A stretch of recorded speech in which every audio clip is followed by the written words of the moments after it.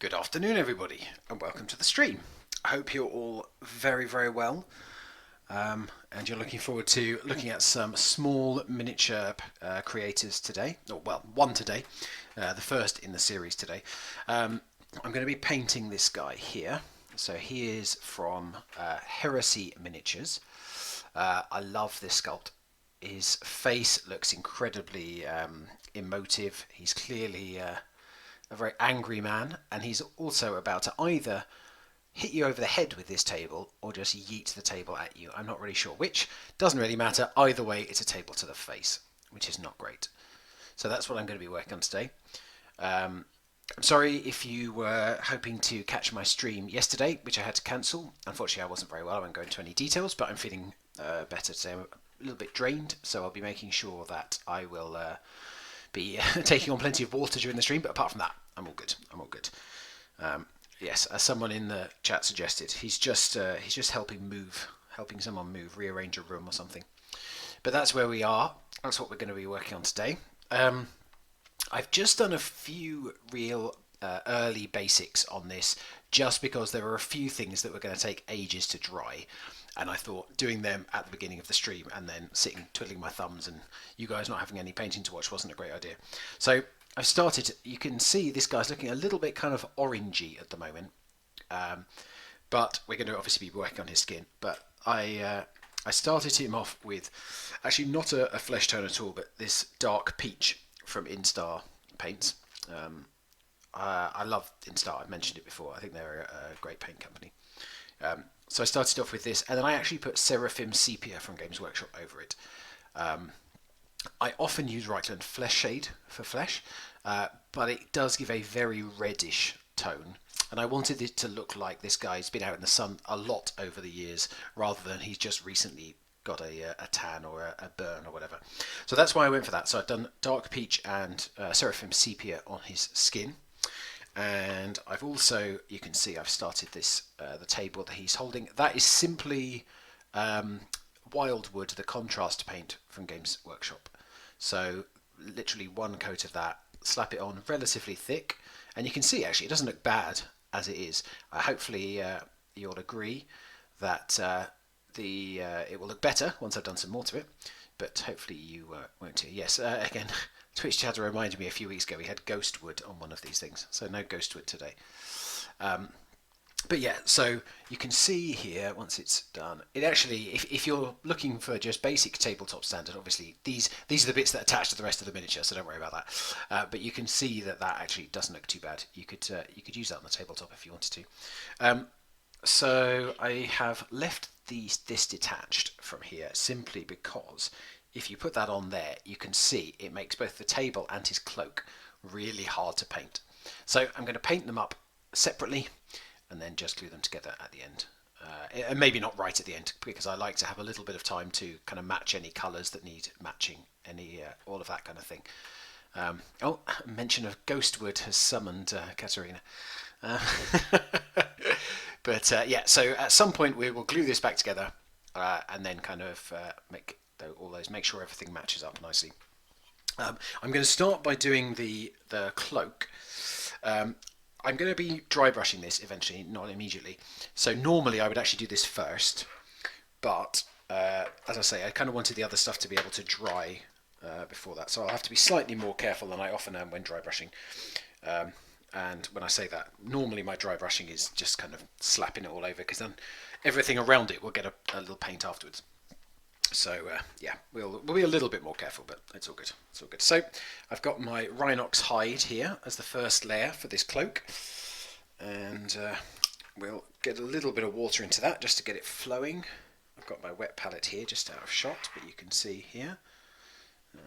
I'll get a little on there and then we'll get going. So we can start with this. I'm hoping to get quite a bit of this done on stream today, this miniature, if for no other reason. Then this is my mini of the day for my challenge, so I need to get it done by the end of the day, whatever happens. Yeah, hopefully by the end of the stream we'll have made some good progress on it. But there we go, that's flowing quite nicely now. So we'll get that going on to this. It's kind of fur, really, and this is for dark fur, this kind of formula that I'm going to show you is my preferred way of doing the dark fur. You joke in chat about a 4-hour stream, but actually, yeah, I do need to get this finished. So I might end up going on for a little more than an hour on this one. I understand, obviously, if people are not around to stick with me. And if you're watching on playback, you can always kind of jump through to see what it looks like at various stages. I understand completely if you don't want to listen to me just chatting away for 4 hours or something. So to answer the question from chat, which is, do you go from dark to light or the opposite? So what I'm doing here, and in fact, in most cases for mini painting, in my experience, is you actually put the darkest colours on first and then build up to the light colours. Now, I know that's a very different way of doing it from some other media. The boss is a big watercolour painter, and obviously, well, I say obviously, I only know this because she paints watercolours, but you wouldn't want to start dark and work light there. But what this does is it means that I can paint the whole thing in this dark colour, and this will be as dark as it gets. So this will be the kind of the shadows, the recesses, and then I can paint in smaller areas over the top to kind of bring that to a lighter area to do the highlights and things. I guess the exception to that when you're painting minis is if you're using a wash that will darken everything down. Everywhere you put it will end up darker. Some of it more darker than others, so it will kind of pool in the deep recesses in the shadows, which is why wash can be great for accentuating those things. And I will actually be using a wash on this cloak towards the end. So I guess the answer to the question is it dark to light or light to dark is a little bit of both, but primarily we're going dark to light. So this is the darkest actual paint that I will put on. Let's get a bit more going on here. Slap it on there. There we are. So we will kind of build the lighter colours over the top, but then the function of the wash in this particular case is not so much to bring out the shadows, because we'll already have the shadows from this paint as we go on, but the function of the wash is going to be to just bring all the colours together, because if you dry brush, the danger is sometimes it can be just a little bit kind of chalky because of the nature of the paint going on, and also it can look very kind of stark and almost out of place because it is just over the top of the other stuff. So what the wash will do towards the end is kind of bring some of those colours together, because the lightest dry brush I'm going to do on here is basically white. It's kind of slightly off-white, but the wash then brings it to a kind of more neutral brown colour, I guess, and it's not quite so stark against the backdrop. So I'm going to do two different dry brushes on this. I'm feeling adventurous. So I'm going to go for a kind of mid-level. Oh, yeah, that's a great shot on the camera, isn't it? You can see a lot on that one. But I'm having to find different angles to try and get to the different points. But so I will dry brush a kind of mid-brown. I mean, it's actually quite a reddy brown that I use for the first dry brush. And then, as I say, almost a white colour after that. And then the wash, the brown wash, will kind of just bring everything back together a little bit at the end. That's the plan anyway. Hopefully we can get all of that done on the stream so you can kind of see it as it moves along. But that is certainly something of the challenge of streaming mini painting, is when you're desperately trying to find an angle to get your brush into the area that you want to paint, still being able to show the miniature to the camera is that's the challenge really. But there we are. I hope you'll bear with me for those few moments where the mini is facing away. But the first thing we'll do here is just get this kind of base coat all over. There's a little bit of fur on the hands as well, like around the wrist guards, so I'll paint that in as well. and then this will need to dry, but we have plenty of other bits of the mini to be painting in the meantime. This one again a little bit, because this is one of the challenges of I try and do relatively realistic painting. So like the table, I was going to do two different colours for the kind of top surface and the legs, and then I thought, who in like a bar setting or something where this fight is taking place, who's going to be making it from two different woods? You're just going to use one cheap wood, aren't you? So we'll be doing that. But then, as I say, the challenge then is to kind of make sure that the different colours are differentiated. Obviously, making sure that it doesn't just look like he's all one dirty brown at the end. But I am going to do the short brown as well. They started that way before anyone gets any ideas. But I'm actually going to do the jacket, what I'd call a waistcoat, maybe an American would call a vest. Yeah, I'm going to do that I'm going to start it off red and then use kind of browns to temper it, so it will hopefully look like a kind of slightly leathered red. Yeah, I like to really kind of consider, what look the miniature would have based on how it is. So the thinking behind the skin tone, as I say, is really to make it look like he has been out and about from in the sun a lot, and he doesn't look like the kind of guy who likes to cover up.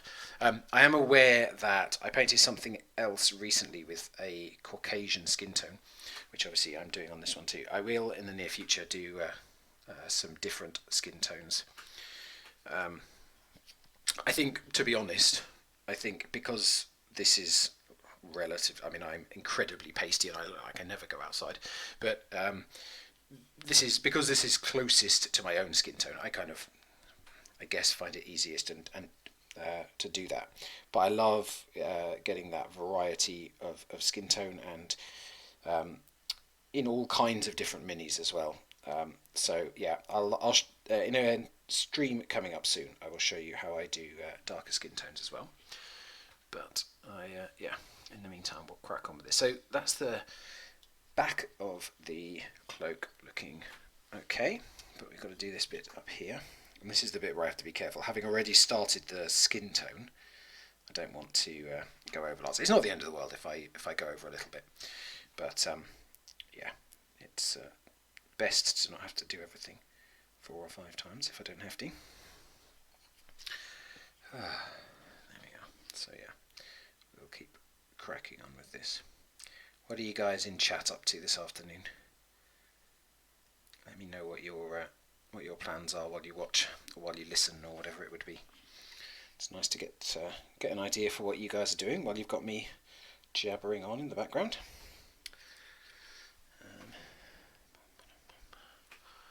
Ooh, someone's building some Blood Bowl miniatures. That's exciting. That's very exciting. Yes, with the new Blood Bowl just come out, we've decided that we're mostly going to keep playing with the old rules because that's what we started playing under. But it's interesting to see the new miniatures and the new rules as well. See how they're evolving. I think the rules we're playing under are relatively similar to the ones that were around when we were teenagers or even younger when we were playing before, which I think gives a real sense of nostalgia, which is always good from something like that. But yeah, it's a good fun game, Blood Bowl, as long as you don't take it too seriously. I'm really not a very competitive person, which is good, because with Blood Bowl absolutely anything can happen. You can have the best strategy and a few rolls of the dice and it all goes wrong, or at least that's what I keep telling myself when I lose. But I do think that's true. It is so random, and that's part of the part of the joy of it. Really, it is all a bit kind of crazy and ridiculous. So that's good. Oh. Yeah. As pointed out in chat, one of the people I've played with who spilt tea all over the board and proceeded to roll badly for the rest of the game, so we decided that was punishment from the Blood Bowl gods. So Blood Bowl. Yes, I probably should have explained that. Blood Bowl is a game by Games Workshop, It's basically based around American football, except it being a Games Workshop and a sort of wargamey type thing. The the ball comes slightly secondary to the violence involved. So the goal is to score more touchdowns than your opponent, but you can do that by essentially leaving them with no players on the pitch. Um, you can injure and destroy their team, leaving them, so that by the end of the game you can just kind of walk it in. So I play an ogre team. Well, they're technically ogres and noblars.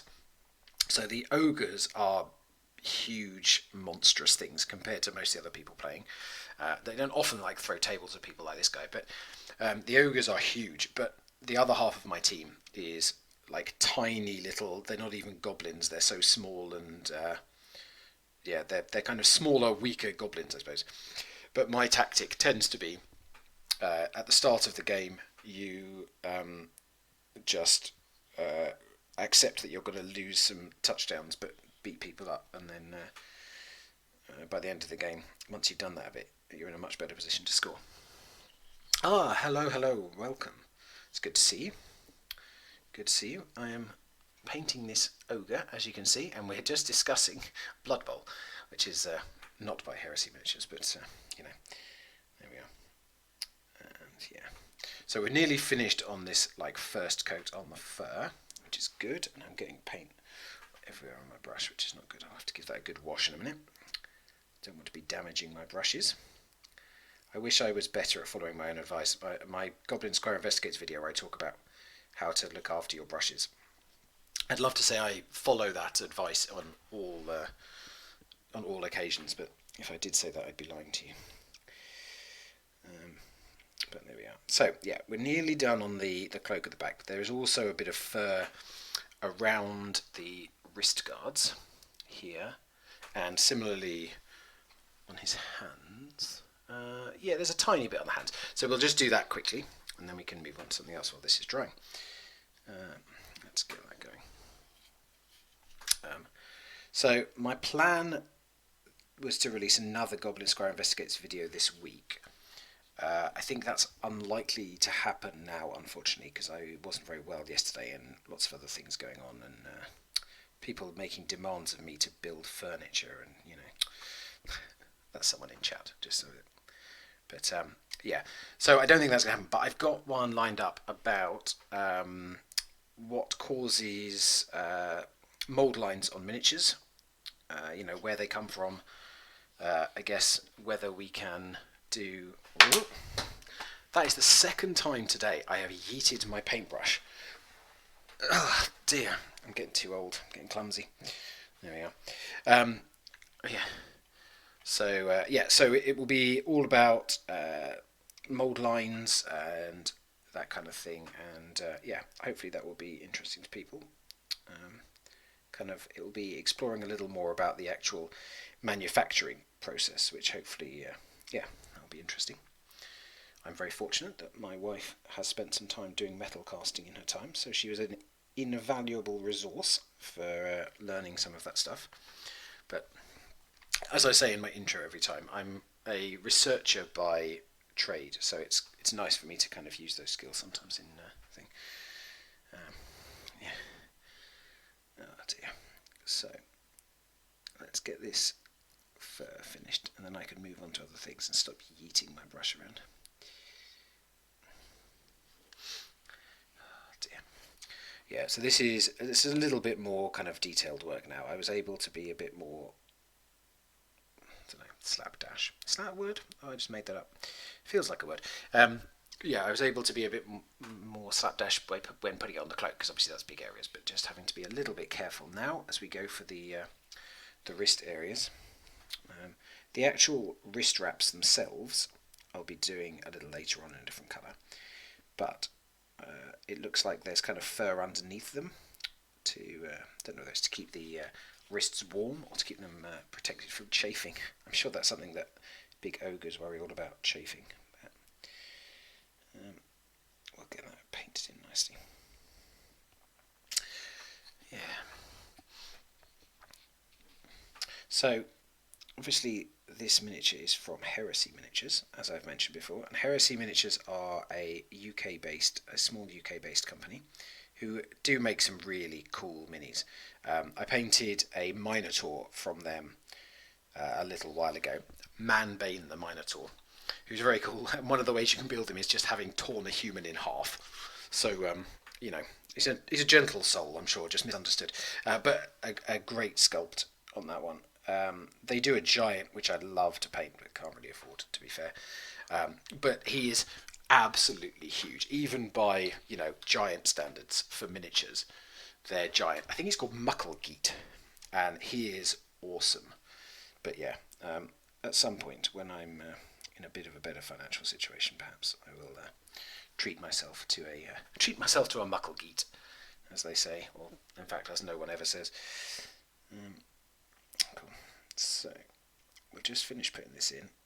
Just a tiny bit around the hands here. I want to make sure that when I glue the hands back on, I didn't take them off. When I glue the hands on, there is kind of continuity.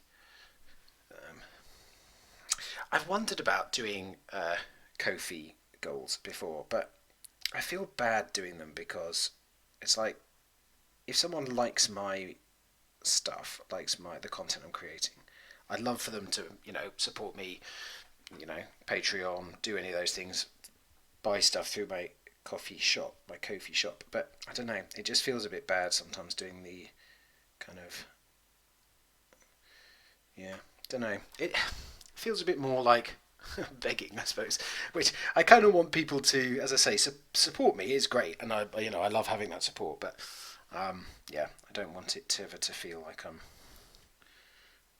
just trying to get stuff for nothing, I suppose. But, here we go.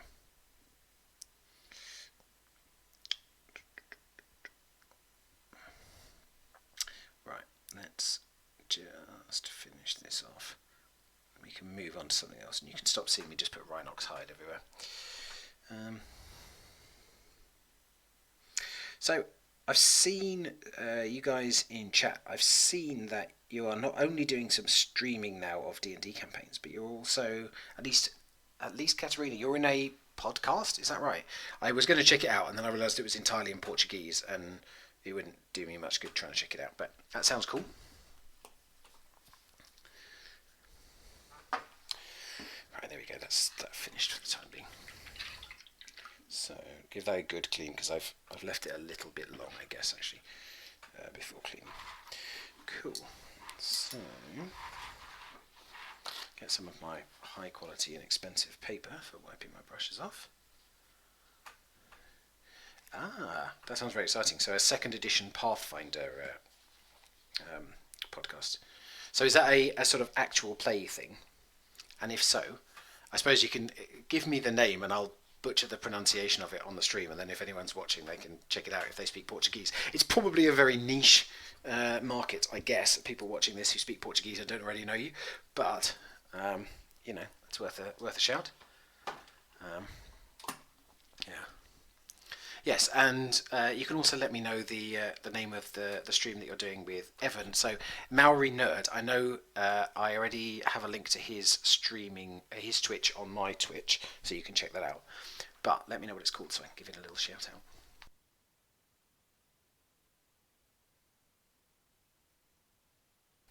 Oh, okay. Oh, yes, that's nice. Refreshing. Okay, so we've got that. Then we're going to let that dry for a little bit. Then, algo quasi epico. That's probably very, very wrong. Something almost epic. I have a question to ask you about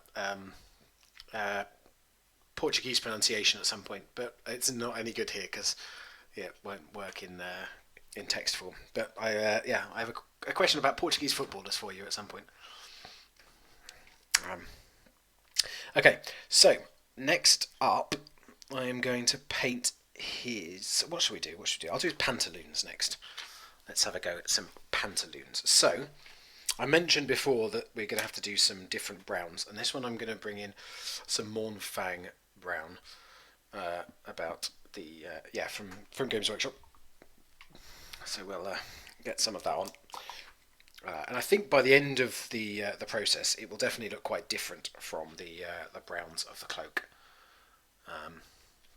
Yeah, and so I'm going to do that, and then my plan. I just got all the paint out here with this again. It's going to get all up in my ferrule and mess up my brush, but that's because I'm an idiot, so it's fine. Yeah, so I'm going to do some more layers on the skin in a little bit, which I think will really help it to give it some kind of depth and interest. But in the meantime, we're going to start on the trousers. Just getting that base layer in.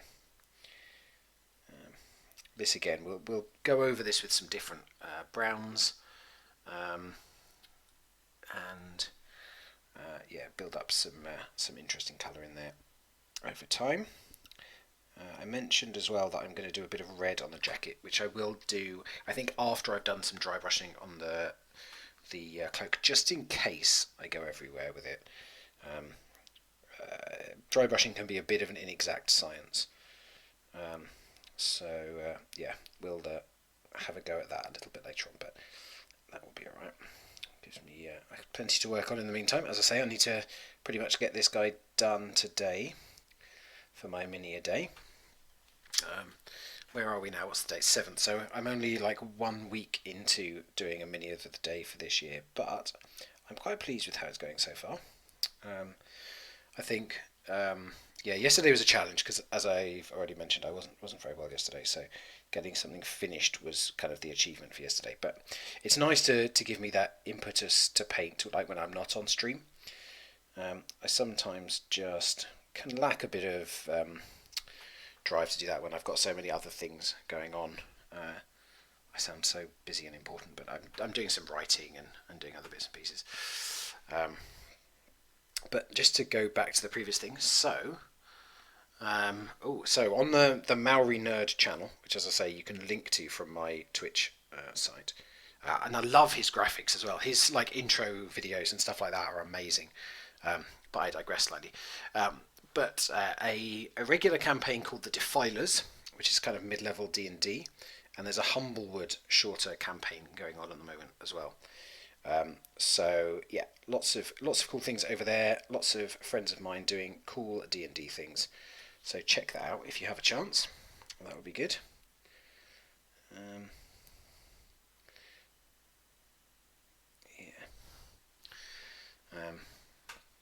So yeah, there we go. But yeah, so in terms of like being busy with other things, I think this is my first kind of week of my new streaming schedule. Doing my 4 streams a week. Obviously, check them out if you're watching on demand or anything like that. Check out when the next stream is. The next one, if you're watching it live after this, will be Saturday morning at 10 a.m. GMT. So I'm kind of adjusting a little bit to everything that's going on at the moment, but we are getting there. So yeah, it's all good. Yeah.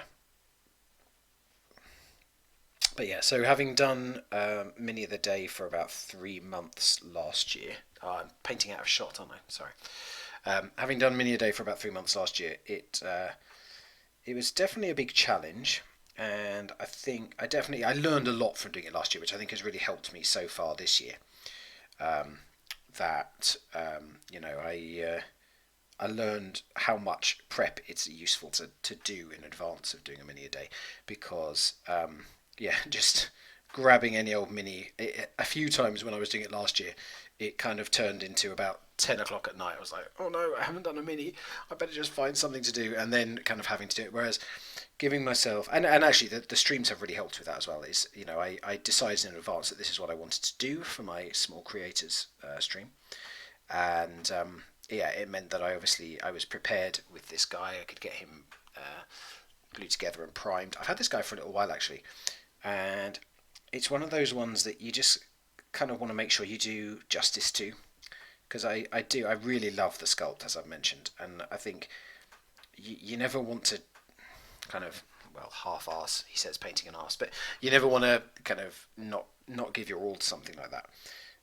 And I think the challenge for me this time doing mini a day is that I want to I want to make sure that I'm taking on some challenging minis, doing some interesting things, and not just doing, the same things over and over again. There'll be times where I probably in a week have to just do a group of skeletons or something because I'm busy and there's other stuff going on and all that. But I don't want it to just be that from the start. I really wanted to have some interesting and different minis painted. So that's kind of why this made it onto my rotation, because as I say, I love this and I just wanted to make sure I did it justice.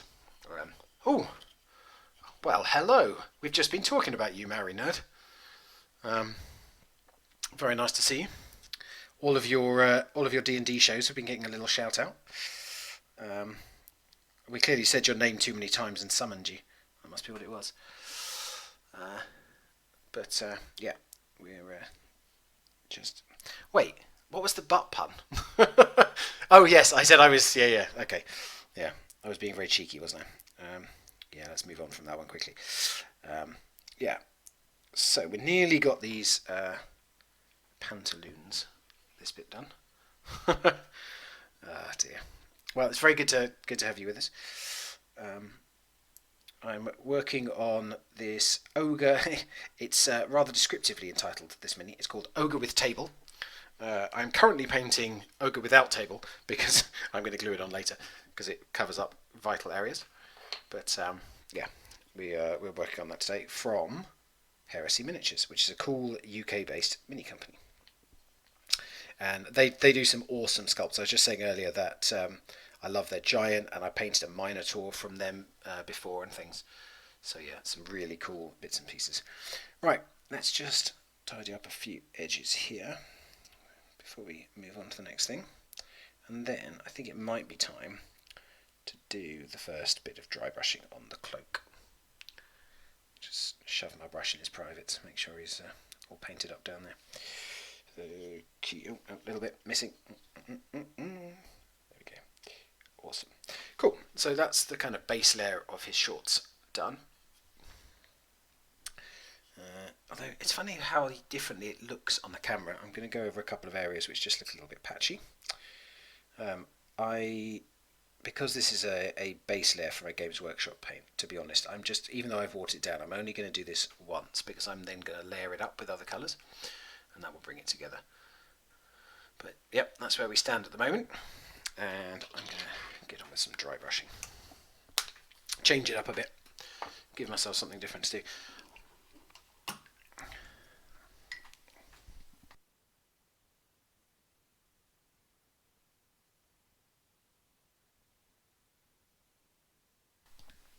Okay, so, I probably shouldn't just leave my brush sitting in the water. Bad practice.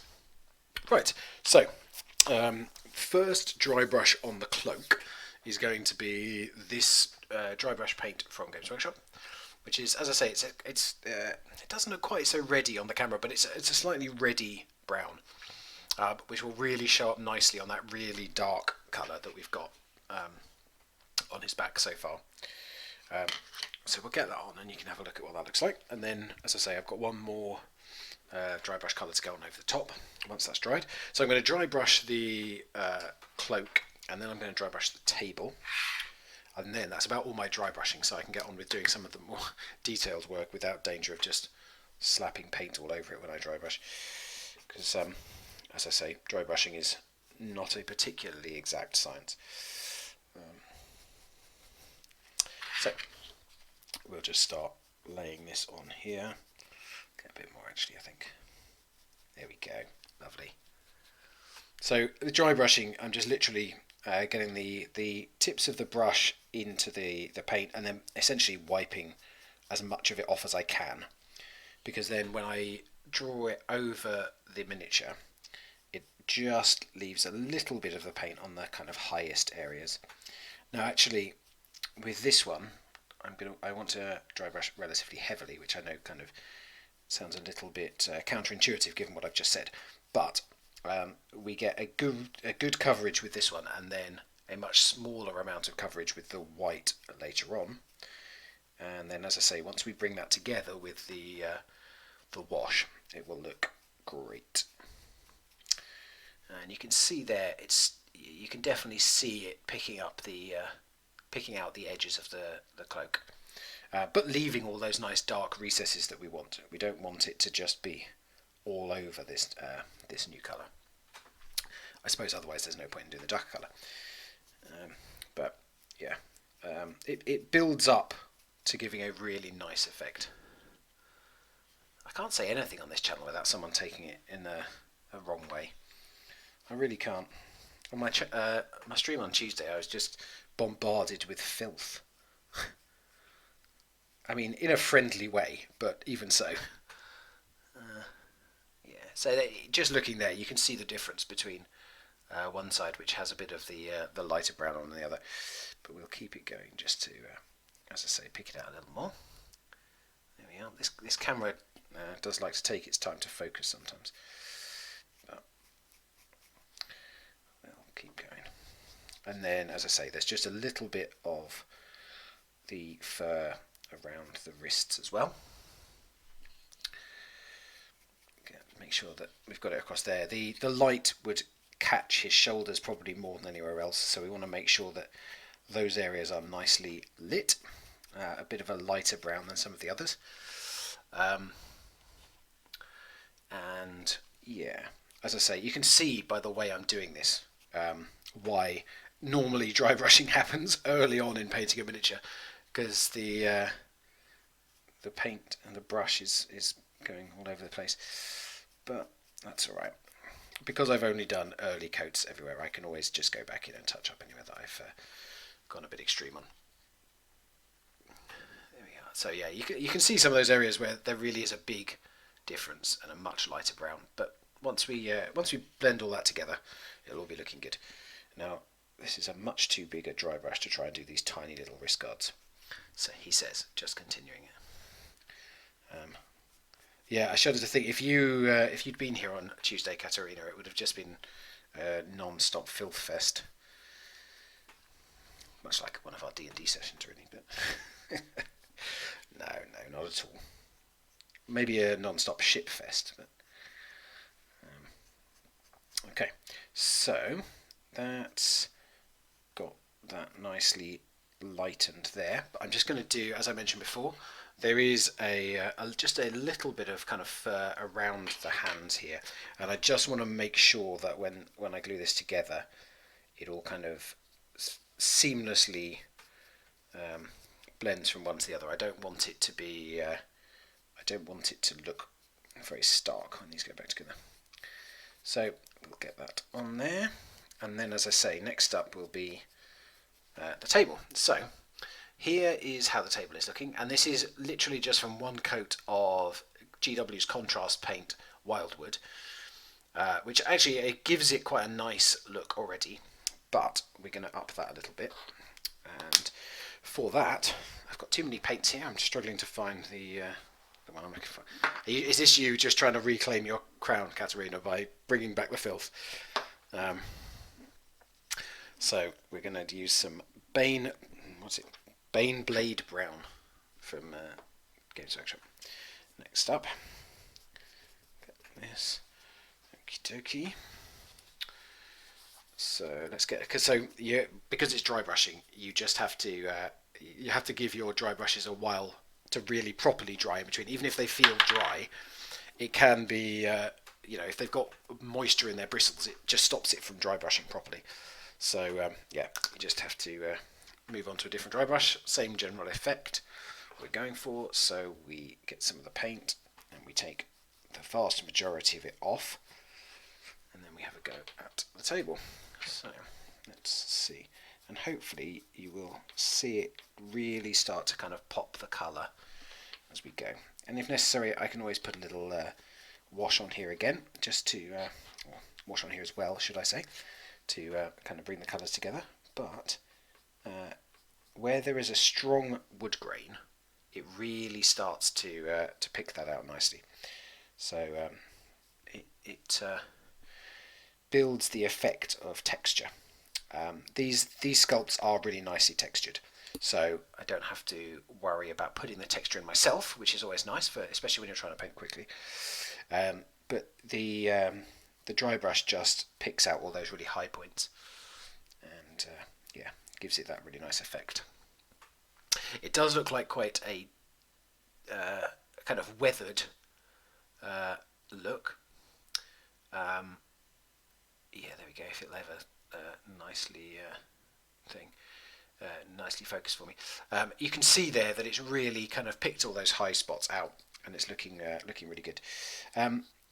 So Twitch chat, we're talking about overdoing dry brushing, and it is something you have to be quite careful with. I think the key with it really is to make sure that you take enough off your brush that it is only going onto the those high points, because it doesn't really matter how much of the paint you get onto those high spots really, but what you don't want is for there to be so much on your brush that it's not really dry and it's just painting the whole thing. You can see actually, I'm going to admit to a mistake, you can see here because there's not much texture there, I've kind of gone a little bit over the top here.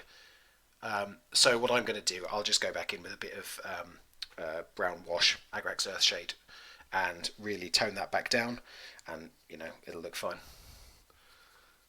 I think one of the things that you learn when you're doing miniature painting is how easy it is to rectify some of the mistakes that you make. So I think when I first started as well, I had a real fear of doing things like this, and what if I mess up the whole miniature? And I mean, ultimately, you can just go back and paint over it. It's not ideal, obviously, because it takes you a bit longer. But so yeah, the dry brushing is definitely better where there is texture. So you can see, as I say, on this mini, you can see that there's the kind of wood texture on here, so it's picking out the grain, and you can see on the cloak that really it was picking out those high points of the fur. It doesn't have to be as heavily textured as this, although I guess in some senses dry brushing works best in those situations because it has the most to latch onto. But you can, I know some people do use dry brushing just for kind of blending paints together on a larger scale, and that does work fine.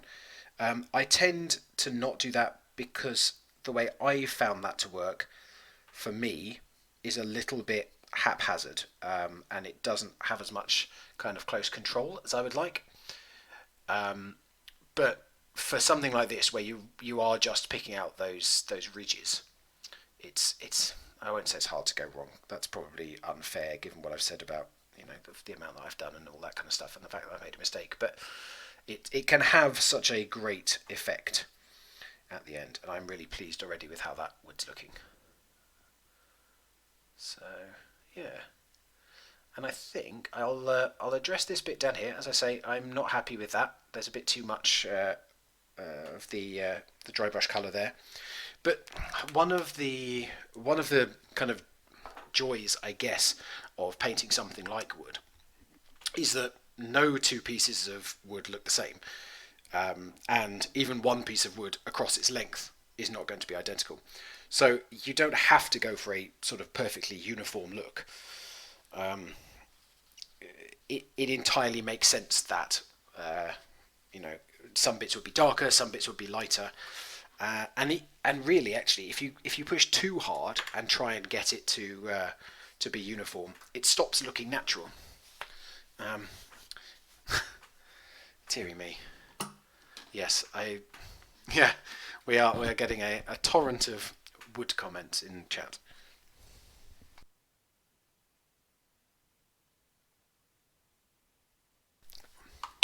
Okay, so before I go any further, I am going to slap a little bit of Agrax Earthshade just on that spot that I'm not happy with, and darken that down again. But that will be super quick. But because wash takes a while to dry, it's a good idea to do that now rather than waiting any longer for it. Get that on there, darken that back down. There we go. And it looks a little bit patchy while it's wet because it's reflective, but I think that will look good once it's done. And as I say, it doesn't have to look uniform all the way across. Okay. Good. So I'm going to go on next to do the second lot of dry brushing, I think, on the cloak. so that we can kind of get that done, and then probably get stuff glued together. Although actually I need to do the metal on that table as well, don't I? But even so, right. So let's get our slightly off-white dry brush. So I'm going to be using Terminatus Stone, which, as I say, I mean, it is very close to white, but it's not that really stark bright white, which tends to kind of show up and look a bit odd sometimes on miniatures. So I'm just carrying on and letting you get on with it in chat. Get that off again. Dry brushing does dry very quickly. I mean, because it's not very wet to start with. I wouldn't want to give exact timings, because you know, every situation is different and all that. I probably would give it 10 minutes before you kind of put a wash on it or something, he says, having done that. I mean, I put that on straight away because I wasn't happy with it and I wanted to smooth it out. If what you're looking for is putting a wash over it, or painting over it after you've dry brushed, I would give it probably 10 minutes or something, but it really doesn't take that long, which does make it quite handy. As I say, the fact that it's fairly dry to start with means that you don't have to worry too much about it taking a long time to dry. So I've done a little bit of the off-white there, but I've done it in a much smaller area than the kind of browny, the reddy brown, so that it gives a bit of variety. And now I'm just going to kind of lightly touch these bits around the wrist. So again, we get a bit of continuity between the different areas. Get that on. Try not to do too much dry brushing of the skin areas, but these things happen, sometimes you go over. So there we go, and then I will do a little bit of dry brushing on these as well, so that they have that same look. And then the next stage of that will be to put a wash on it. But we'll give that, as I say, I'll give that sort of 10 minutes or something to dry. So let's see. So I've done all my dry brushing. So now I'm going to go on and do his jacket, waistcoat, vest, whatever you want to call it. And for that, I'm going to start with quite a bright red. Now, as I've been saying throughout, I like to think about kind of what situation he would have been in, how he might look. I don't think he's likely to have a really new, exciting red, bright red jacket.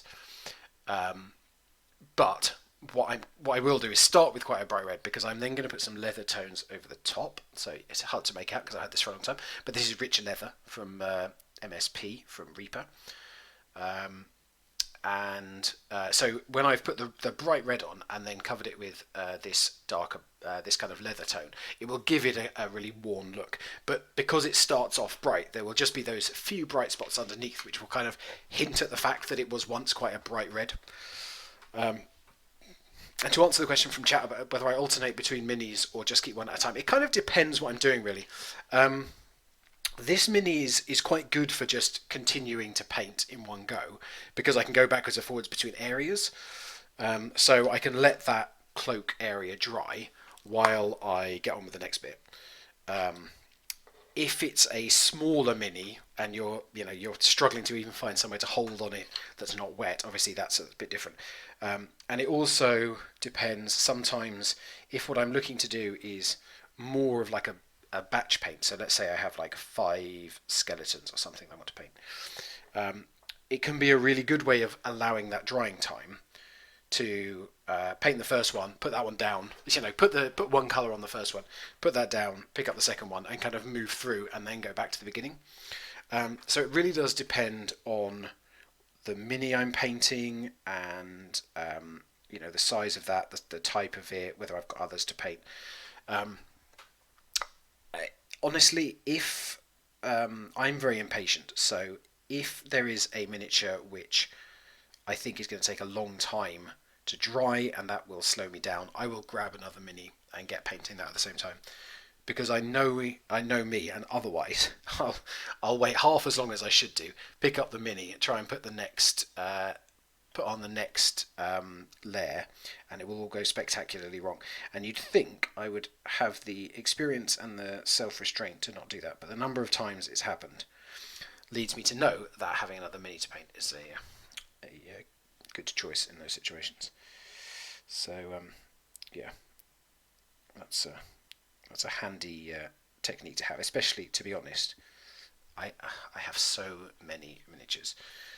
I am, well, less and less bad now because I don't have a job. But when I did, and I actually was earning something, I was awful. I would, any mini that looked cool, I would just buy.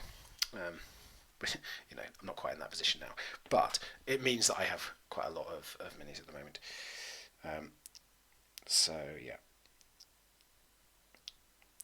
So with this red, as I say, I'm just making sure that I cover the jacket area, because we're going to want to use this as kind of the base. And as I say, there will be a few areas where the brighter red will be shining through a bit, but there will be lots of areas where it's really dulled down a lot by the leather tones. But yeah, you can see there, it's at the moment it's standing out quite a lot. Yeah, and the wide array of paints is supplemented by some of the ridiculous names that paints have as well. So this, I'll close it before I wave it around, but this is Evil Sun's Scarlet. Each company likes to kind of name their paints in different ways. Games Workshop loves to name their paints after like the particular units or areas that would use stuff. So Evil Suns, I think, is a unit of orcs, I think. I'm very not up on my Warhammer lore, unfortunately.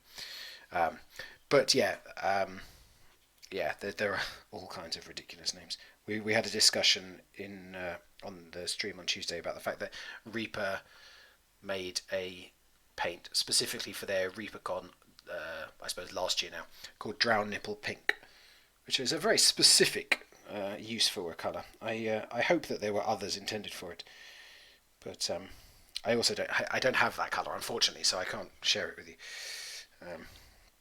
But yes, there are some slightly weird and wonderful names. And yes, I have quite an extensive collection of paints as well, which is mostly I enjoy mixing colours, but I like to have a wide variety of different starting points to move from and things. So when we get on to skin tones, I'll probably only have time to do one skin tone today on the stream, but I'll be doing kind of mixing of like lightening, darkening, getting those different shades. Yeah, there is a lot of Games Workshop lore, and some of it is good and interesting, and some of it's pretty rubbish. But yeah, so I'm trying to decide at the moment, because I mentioned earlier about Blood Bowl and I have an Ogre team. I'm trying to decide at the moment whether this guy should be like part of my backroom staff for my team. He looks like he's angry enough. One of their players has just dropped the ball near the end zone or something. This is his reaction.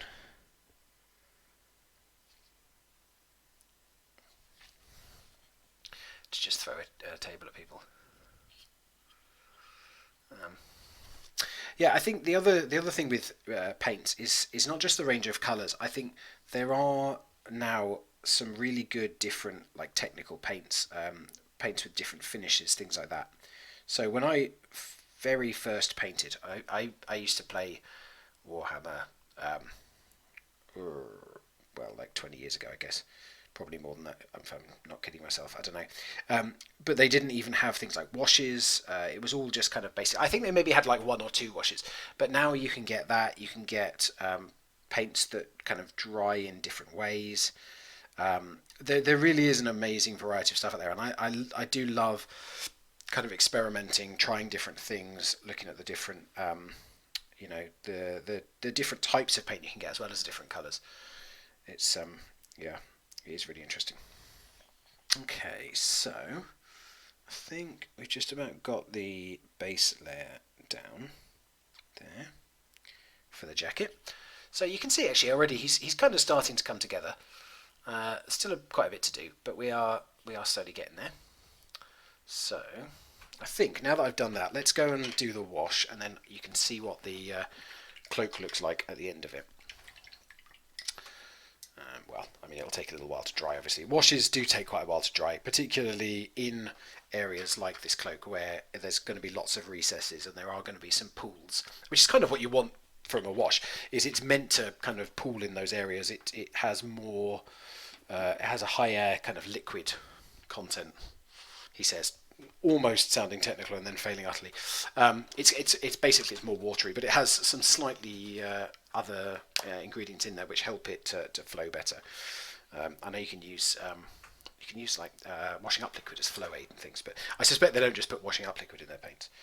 But anyway, enough of that tangent. So here we have it, and we're just going to put this wash on all over the area that we've been doing the cloak.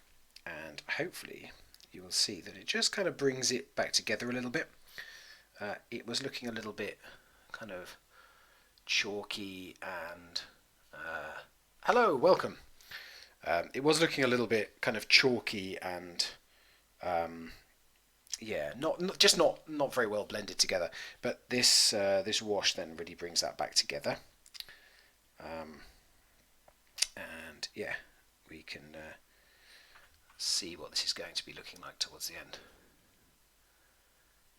Okay, we need a little bit more on the back just to bring some of those together, and then as always I need to not forget the extra little bits on the sort of cuffs. I need to make sure that the curtain matches the drapes, or I don't know, something like that.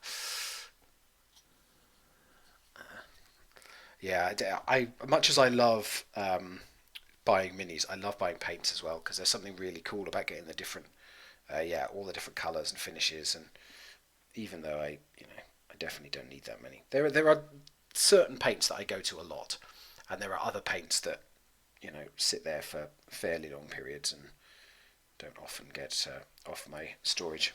But I guess that's always the way, isn't it? I guess. I don't know if it shows the kind of stuff that I've been painting, but a lot of bone colour I've used recently. Calm down before everyone gets too excited about me saying the word bone. Yeah, I've used a lot of that recently, which I think has reflective in the stuff that I've been painting. So once this dries, that will be it for that cloak. So that is just Rhinox hide, gold fag brown, and Terminator stone, and then washed with the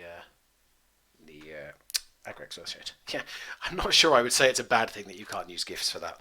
Well, the other thing I need to do at some point is you can just see he's got little tufts of underarm hair that I haven't painted in yet, so I'll have to do that. I have to decide. I haven't decided what colour head hair he's getting either, to be honest. Okay, so it's nearly 3 o'clock, so I think I am going to carry on for a little bit longer, since I can just I'll be working on this anyway, so I'll stick around. It'd be great if you guys want to stick around with me, but no.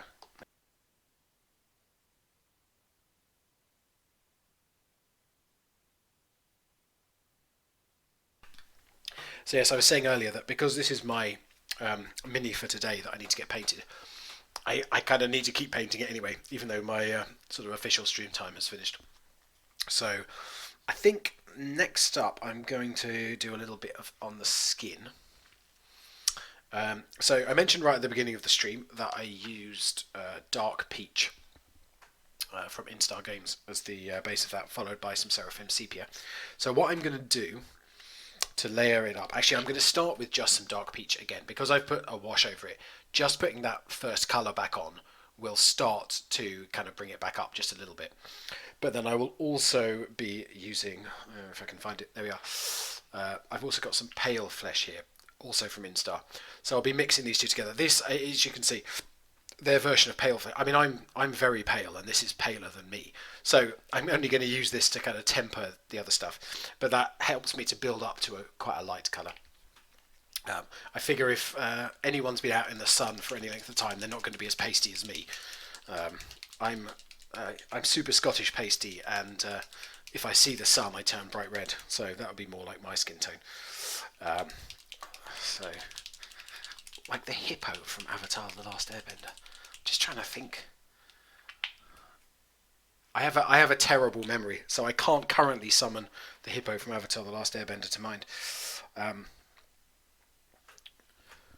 But yeah, I'm sure that says more about me than it does anything else. But he does kind of have that hippo-y face, I guess.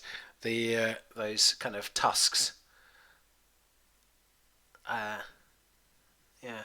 There we go, and I'll be doing bone on them as well at some point. Okay, so I've got this dark peach.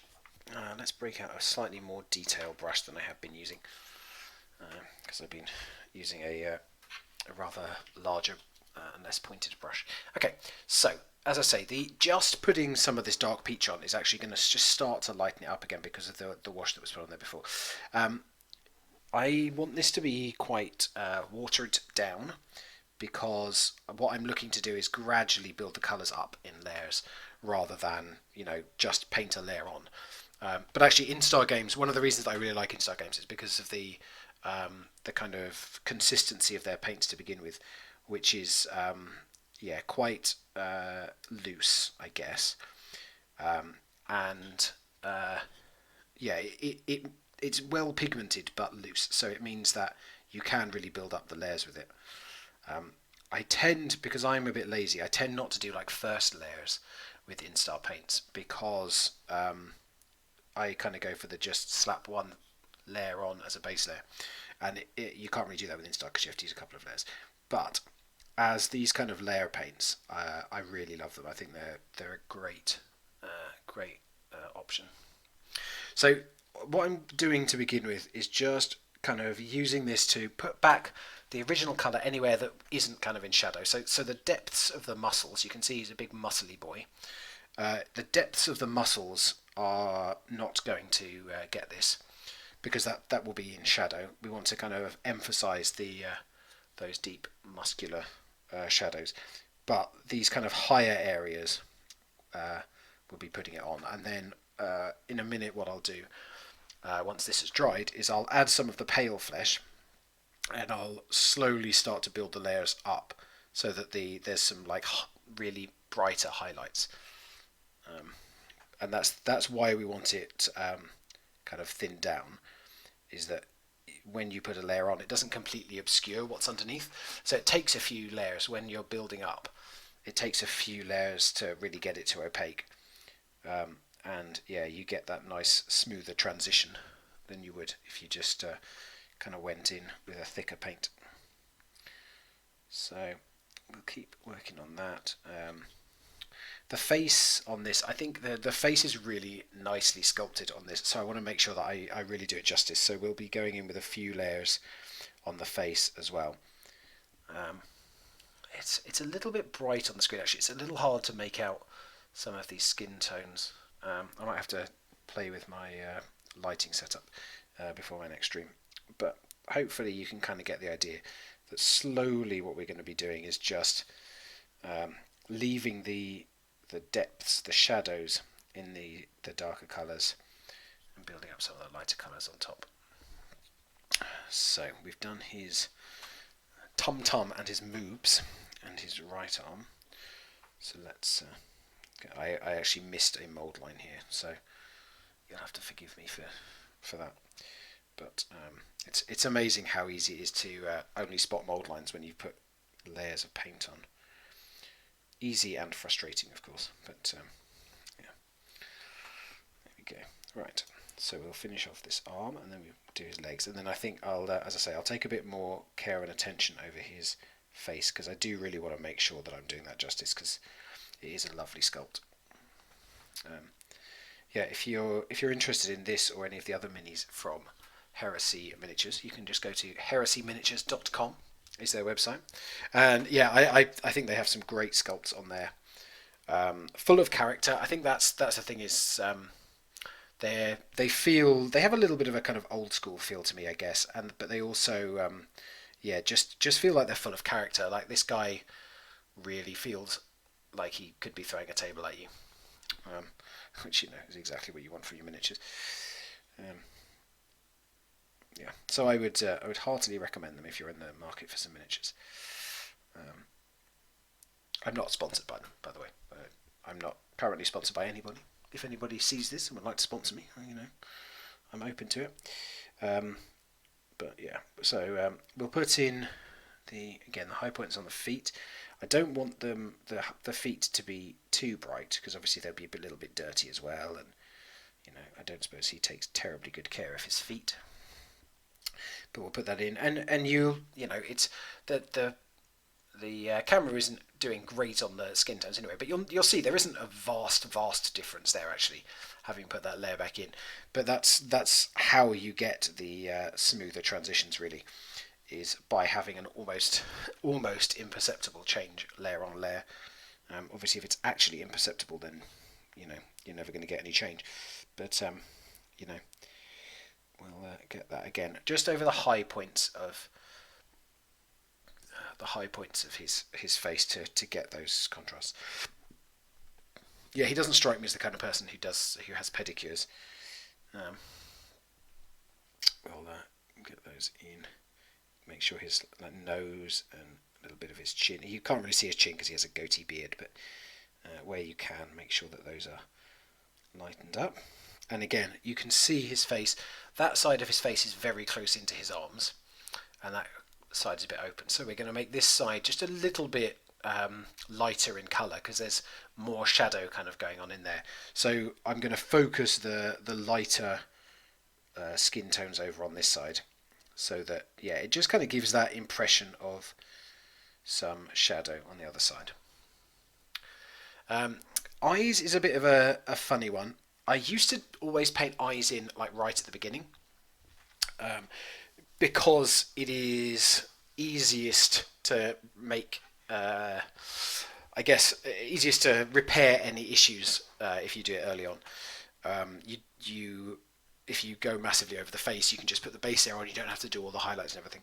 I think as I've got better at eyes, I prefer to do them slightly later in the process because there's something about having the mini already there. You kind of know what you want from the eye, which is probably a bit pretentious because basically all I'm doing is, in most miniatures, which I'm doing for tabletop standard, I'm basically just putting a black dot in.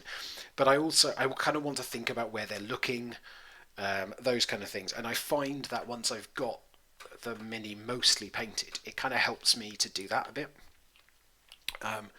And yeah, as I say, I've got a bit better at making sure I don't go completely crazy and paint all over the place. So yeah, that's off the way. One trick that I will share if you are doing minis at tabletop standard. Obviously, if you're doing them for display or competition or something, then it's not going to work. But you can actually use a pen. So I've got one here because I use it sometimes. I don't always use it, but I use it sometimes. It's a very, very fine pen. That's a .03, a 0.03. It's a very fine pen. It's like the finest pen that I could find. And so you can actually just use that to create the dots in the eyes if that's what you want to do.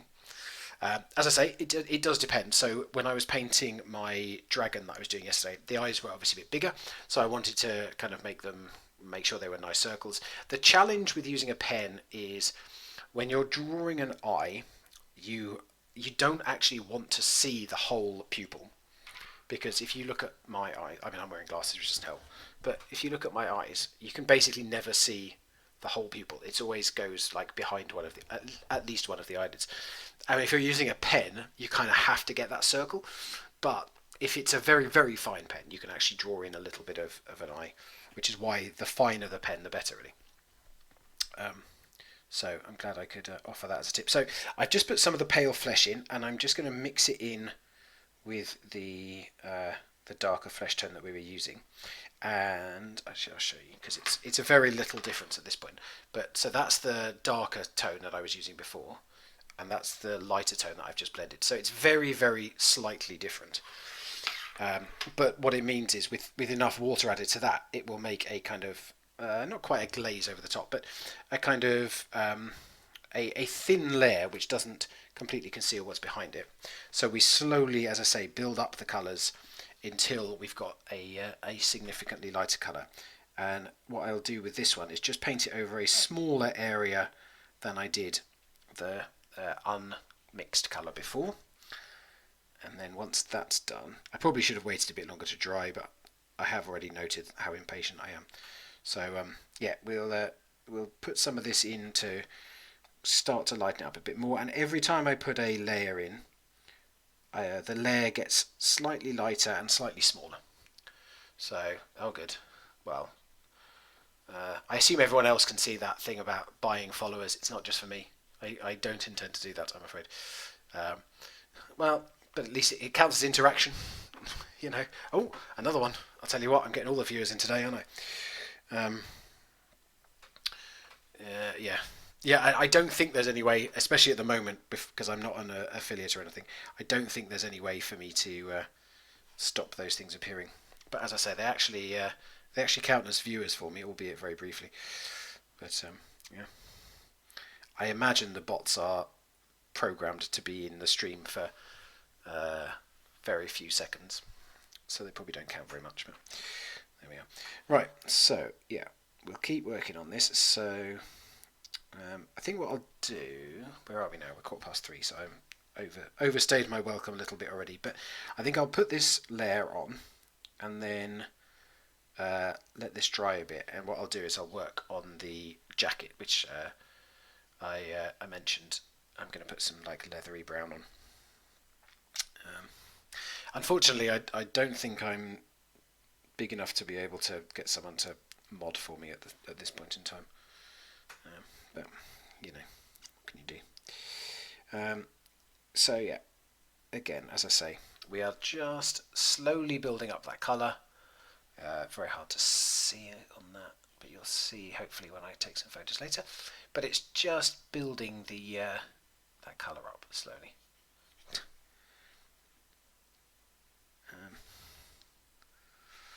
But again, we'll work on the face a bit to brighten that up, but asymmetrically, so that the side that I want to look like it's in the sun is getting a little lighter than the other side. And again, we can apply that same principle when we're doing the arms. So, you know, if we're saying that the sun is kind of coming in from this angle, this side of the arm will be brighter than this side of the arm, for example.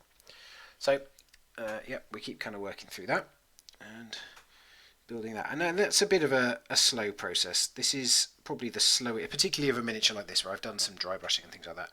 This is the slowest part of the whole paint, really. But I think done well, it can give a really nice effect. So we'll keep persevering with that and doing that. And yeah, then as I say, I'll show you the leathering effect on the jacket, and then that'll probably do for today, I should think. We've got a volunteer to be a mod. I mean, I'm happy with that. I don't really know what it entails, but I can't imagine you'll let the power go to your head. Maybe that's what they all want you to think. And yeah, I like to really brighten up the toes and the fingers of the hand, because it kind of draws a stark contrast then with the darkness in between them, so that you get really clear hands and feet. And let's stick a little bit in there, but again, inside the legs you want to make sure that, because that's where the shadows would be, so you don't want to lighten that up too much. And let's get a bit on the hands, and we'll keep working that up. Yeah. So yeah, all that I will keep going on these hands and feet and all the skin areas will be just add a tiny bit more of the really light colour and go again and put another layer on. Because he is a sun-drenched, outdoorsy kind of ogre generally, I'm not going to go very light with the highlights, but even when you're looking for quite a kind of weathered skin look, just a few lighter areas can have a really nice effect. Okay, so that is that layer done. So as promised, I'm going to go on to doing the jacket. And for that, I will have hiccups apparently. For that, I'm going to use rich leather, which, as noted earlier, I've had so long it's hard to read the label, but I promise it is. And slap some of that down. Again, we'll put some on the wet palette, but Reaper paints, I personally don't feel are quite as pigmented as some of the other paints. So they don't require watering down quite so much, and partly they don't take watering down as well, because if you water them down too much, they kind of lose their pigmentage.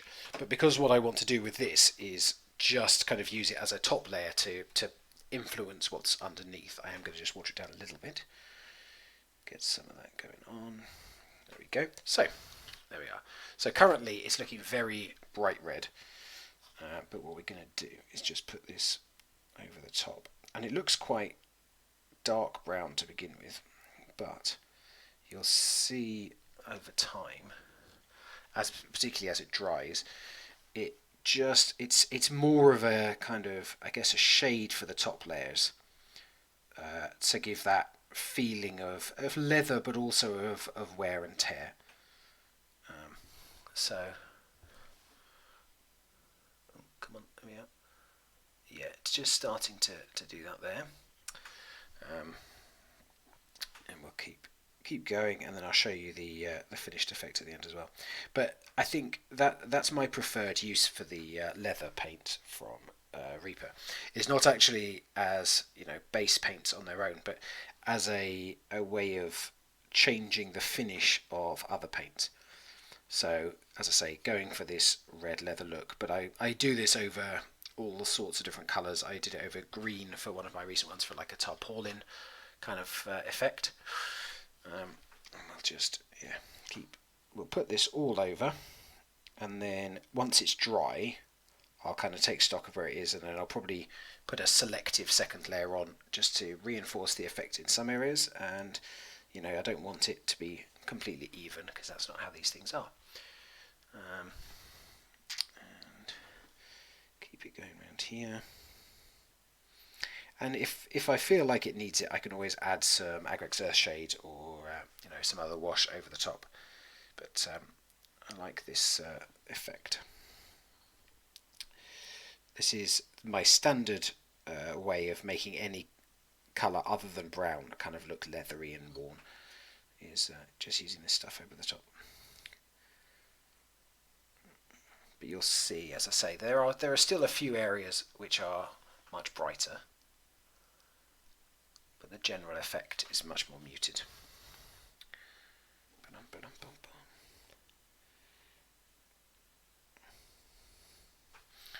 The boss must still be able to hear me to know that it's still going on. There we are. Okay, and a little bit on the inside of that as well. And yeah, I think we might want a second coat on there maybe, but yeah, that's I think a much better effect for a kind of ogre who spends a lot of time out and about. Cool. Well, now I think I'll probably finish up soon. Apart from anything else, I need to get some more paints and bits and pieces like that. But what I might do is just put one more layer of skin tone on, so that hopefully you can again just start to see some of that effect building. And again, all I'm going to do is mix a little bit of that really light skin tone into that lighter tone that we were using before. So just kind of go for one tone lighter. Give it a good mix to make sure it's relatively even. I'm going to add a little bit of water so that it flows and gives me that nice kind of translucent effect over the top. And then we're going to go in and just put in a little bit of this brighter colour as a highlight. And you can kind of see that it looks a little stark when it first goes on, but once it dries down, it will look much more natural, much more blended, and hopefully it'll look like a nice nice skin tone for the ogre. As I say, I don't want to go too light because it is intended to be you know, an outdoorsy kind of an ogre. Let's get a bit of that, and again just kind of build up in smaller layers. I need to decide what colour to do all his hair, including that bit of chest hair, but build that up, and you can see it's just kind of lightening everything up just that little bit more. I'll probably do one more after this. I won't inflict it upon you. I'll finish before that, but just to give you an idea of how we're working. And yeah, let's put that on those toes as well, and those toes, line them up. I'll put a tiny bit on this arm, but as I said, I kind of want this arm to be noticeably darker because it's out of the sunlight. And yeah, so again, you can kind of see it's lightening, it's giving that effect. I'm going to do a little more on his face,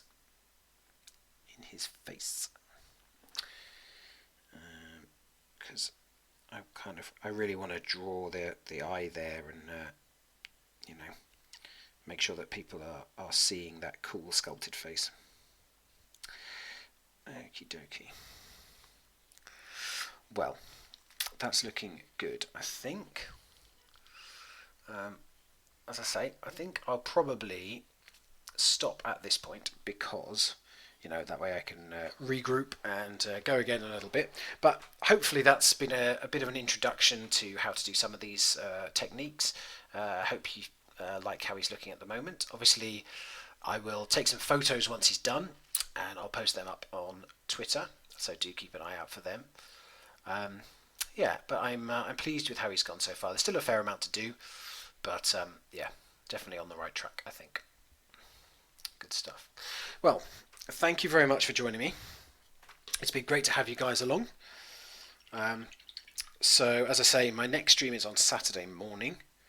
I know it's a bit of a weird time, particularly for anyone who's not in the UK or Europe. And, you know, people might like a Saturday lie-in or whatever. But it would be great to have you along if you're around. There will be some mini painting. I'll be doing some unboxing. The Saturday morning streams are kind of a bit more just whatever I feel like doing at that point. So yeah, eventually I'll be having some like guests on, doing bits and pieces like that. But I'll probably show off all the minis that I've painted this week for my mini a day, that kind of stuff. Talk about some of the things that I might do next week. Yeah, obviously there's currently a poll on my Patreon for what I'll be painting on my Reaper stream next week. So if you're a patron, do check that out, and you can have a say in what I'm doing. If not, you could always be my patron. But yeah, do head over there to vote. So yeah, it's been great to have you with me. And I'm looking forward to seeing you again on one of my future streams. But in the meantime, bye.